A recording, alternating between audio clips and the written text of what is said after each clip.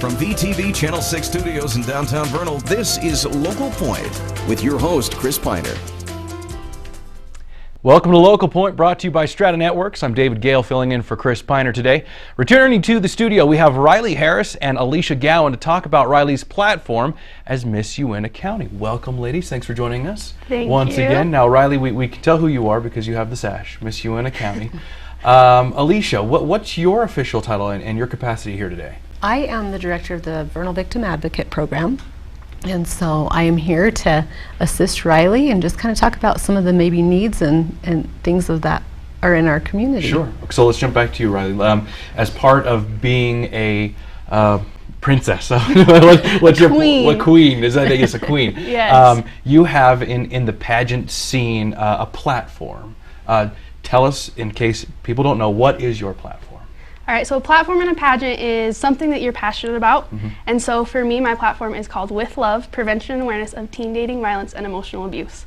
It's a mouthful, Yes, but it has a lot that comes with it and a lot of meaningful information. And so I'm here today to share about the importance of teen dating violence, because I think a lot of people don't realize how common it is, especially in our community. Sure. So what made you decide that this was something that you were passionate about? I mean, I don't want to get too deep into anything, but you know. Yeah. So when I was in high school, I dated, obviously, and I was in a few relationships that weren't as healthy as I should have allowed myself to be in. And then also on top of that, I witnessed other people that were close to me that had unhealthy relationships that didn't realize it and didn't know how to get out of it. And so it made me want to help others who are in that situation as well. So when you talk about unhealthy relationships, what are the distinguishing factors of an unhealthy relationship? Because there are probably people who say, "Oh, I'm in a great relationship," and might not even realize. Yeah, and that's one of the biggest things that I'm trying to show, because a lot of kids don't realize that. So I'm gonna let Alicia tell you a little bit about some of the warning signs. Okay. You know, there's so many different things. A lot of times when we think about violence or dating abuse, we often think about the physical things. Sure. You know, those are the things that come to someone's mind, that they go, oh, you know, being hit, slapped, kicked, any of those things. Right. Those are pretty typical what people think of. But there's so many other things, like the emotional abuse, mental abuse, those things of feeling trapped, maybe controlled in a relationship. You know, oftentimes teens are trying to figure out who they are and where they want to go in their life, and so there's this struggle of, okay, is this okay for them to treat me this way or not? And so there's a little bit of a lack of experience in what's healthy and what isn't. And what seems to be the norm in our area?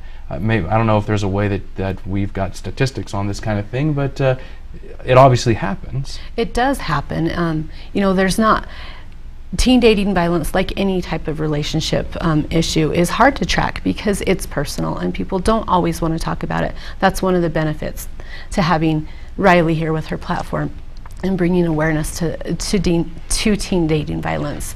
We don't have specific statistics for our area, but it's happening. You know, if you talk to any of the kids at the high school, at the college, even the junior high and middle school level, they see and they witness things that aren't okay in relationships. You know, I'll go into classes and talk to kids, and they'll talk about a controlling behavior or text bombing their boyfriend or girlfriend, or just all these different things that they witness going on around them. So. Text bombing. See, and so that's obviously somebody texting a lot to somebody. What exactly is that? I mean, it's this kind of stuff that people like me, I don't even text, so I know.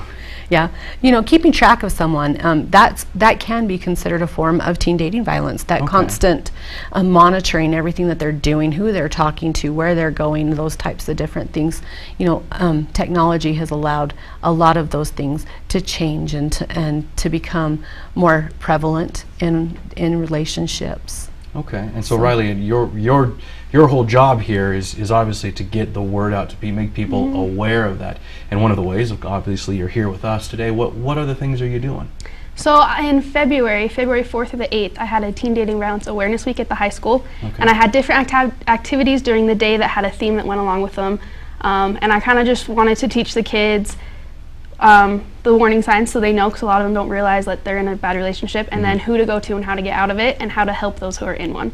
I've also talked to a classroom at the high school, and I'm working on getting in with some church groups. And so if you're watching this and you want me to come talk to your church group, let me know. And I'm just trying to reach out to everyone who's willing to listen and just share with them my passion of stopping teen dating violence. And what kind of reaction have you gotten from kids? I've gotten like good reactions, like almost scarily good, because when I went and talked to the classroom, I could just tell with the experiences that they were telling me and everything that it's happening. And it scares me to know that girls and guys are going through that and that they don't have anyone to talk to. They don't know who to go to. And so it just makes me more excited to go out there and share it, because I know that I'm helping others. Is there some sort of support group other than you? I mean, I guess you could hand your phone number out to everybody, but what do kids do when they see this happening in their lives? There are national hotlines that you can find on, you can just Google it, or you can come and talk to your local victims advocate. You can talk, I tell kids to try and find a trusted adult to talk to, student teachers, counselors, church leaders, just older family members. Right.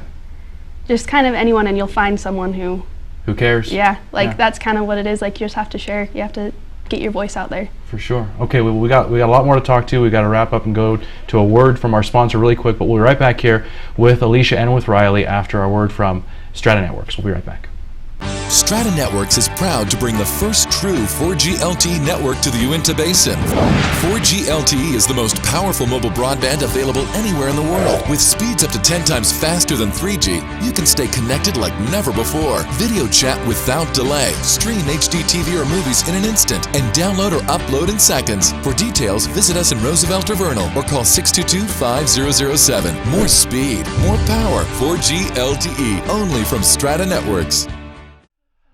Welcome back to Local Point. We're here again with Riley Harris and Alicia Gowan. We're talking about teen dating violence, abusive relationships, especially among teens. So when we left to go to break, we were talking about, how do you know when you're in one? What do you do? And something, Alicia, that you brought up during the break was, even though you may not be in an abusive relationship, there's a good chance you might know somebody who is. So how does most often the person being abused get the word out that they're being abused? Most often kids are going to talk to other kids. There's statistics that actually show through surveys and things that 70% of kids, teenagers, are going to go and talk to another teenager before they ever turn to another adult and ask for help. So, like you were saying, most likely you might not be in a bad situation, you might not be in a unsafe and unhealthy relationship, but more likely than not, you're going to find yourself helping someone who is. And so you need to be prepared for that. You need to think about, what am I going to say if somebody comes to me and asks me for help? And as parents of teenagers, we need to be talking with our kids about what are healthy relationships, what are some of the things that we need to be looking for in our children's relationships and our children's friends' relationships, and how can we be a support to all of those kids. Can you give an example of something that a teenage kid might hear from their friend that would be a red flag, that maybe typically they'd be like, oh, well, no big deal, but they should really pay attention to? There's all kinds of things that go on, and teen dating violence, just like domestic violence, it's about power and control in a relationship. There's lots of different mechanisms that people use to exert that power and control over another person. So it can be anything from actually physically harming someone, to restraining them, to even blocking them up against a locker or a wall, keeping them in a car, to force them to talk to them, texting them all the time, saying, where are you, what's going on, what are you doing?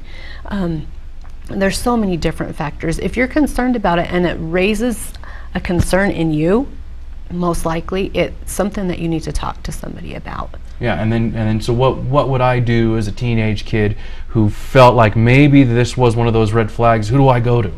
It may be that you feel comfortable talking to your parent or to a youth leader or a counselor at the school, a teacher, some trusted person that you feel like going and saying, this is what's happening, what do I do? Our office also helps people all the time. So at the Victim Advocate Program, we can assist with those types of things as well. And it's completely confidential. Like, I know that a lot of teenagers who I've talked to, they're like secretive, like, oh, well, my friend experienced this, my friend did this. Right. And in the back of your mind, you're like, okay, was it really your friend, or are you something going on? And so I think a lot of kids need to realize, like, if you come to Alicia, if you come to a victim's advocate, it's confidential. Like, they will keep it secret, it's free, and they are there to help you. And so don't be afraid to go and talk to them, because that's their whole purpose, that's their whole job, and that's why we're here. Yeah. And while this is I mean, it's a great effort to get this violence, stopped when it occurs. What about the other side of it? How it all starts in the first place? Any information about how kids get that way to start with? How kids become abusive?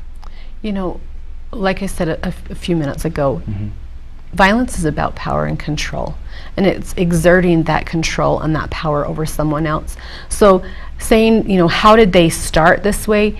That's really hard to tell. That'd be something that would come out during therapy or something like that. Yeah. But there's just so many different mechanisms that can be used to exert that power and control. So teaching our kids that this is appropriate behavior, this is a way that this isn't okay to name call, to belittle, to control someone else. Teaching that as human beings and respect for other people. That's we have to do that as a society. Yeah, for sure. Riley, you were talking earlier about one of your desires in this stopping the cycle. Tell me a little bit about that. So another thing that kind of brought attention is it's not just teen dating violence that I want to stop. Obviously, it's child abuse, it's domestic abuse.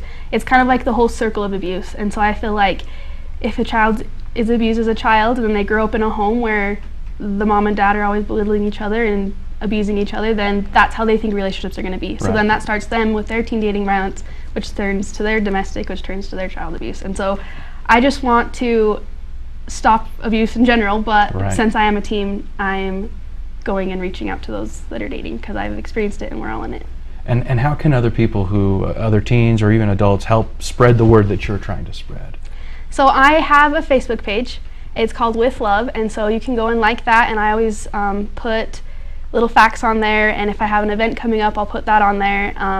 Also, if I have an activity going on, if you want to come, just kind of, and speaking up when you're friends, like talk about it with your friends and your family. Right, and we only got a couple minutes left, not a couple minutes, we got like 30 seconds left is really what we have. But in your time as queen, what do you hope that your ultimate goal is, that what ends up, what's your legacy?